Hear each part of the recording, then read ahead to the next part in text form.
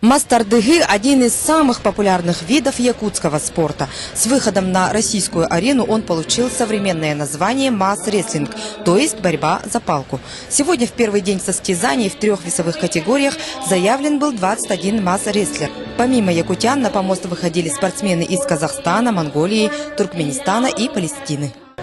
Я первым выступил из палестинцев, волновался. Мне очень понравился якутский масс-рестлинг. У полного тезки чемпиона Мохаммеда Али всего 36 килограммов веса. Хотя про известного спортсмена он пока не слышал. Юный и темпераментный Мохаммед очень старался, но палку ни разу не перетянул. Я счастлив, что узнал про масс-рестлинг. Спасибо. Правило мастардыги простое. Два маджины, то есть масс-рестлера, садятся друг против друга, упираясь ступнями в доску и стремятся перетянуть короткую деревянную палку на свою сторону. Палка должна быть из прочной березы, так как другое дерево просто-напросто не выдерживает силы тяги богатырей. Длина спортинвентаря 50 сантиметров, а диаметр для юниоров 3.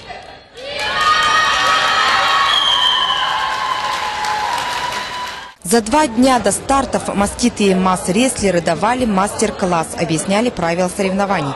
Поэтому участники подошли к соревнованиям более-менее подготовленными. В предварительных схватках, разумеется, лидировали якутяне. В 3-м круге монгол Мехдалай в упорной борьбе одержал победу у своего же соотечественника, а в следующем проиграл нашему Аялу Жигусову. Я участвую впервые. Как я понял, палку нужно держать сильно и тянуть к себе. Может, на следующие игры должен готовить команда, можно. Перед схваткой спортсменами занимаются секунданты. Они разминают разогретые мышцы. У спортсмена в зоне риска остаются, пожалуй, только ладони, ведь порой их срывают до крови.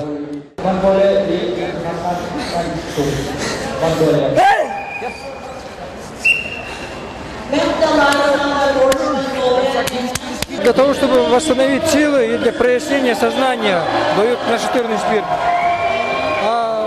И еще, вот, когда массажируют секундант, это для настроя к бою.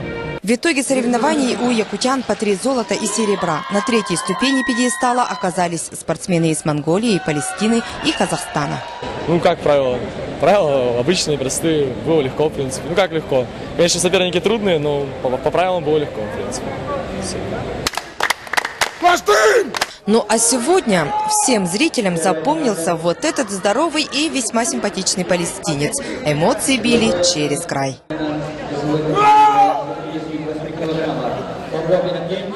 В масс-рестлинг молодежь приходит с удовольствием. В отличие от других якутских видов спорта, при кажущейся внешней незатейливости, он помогает атлетам развиваться всесторонне и гармонично. Руки, пальцы, ноги, шея, спина. Во время поединка все работает.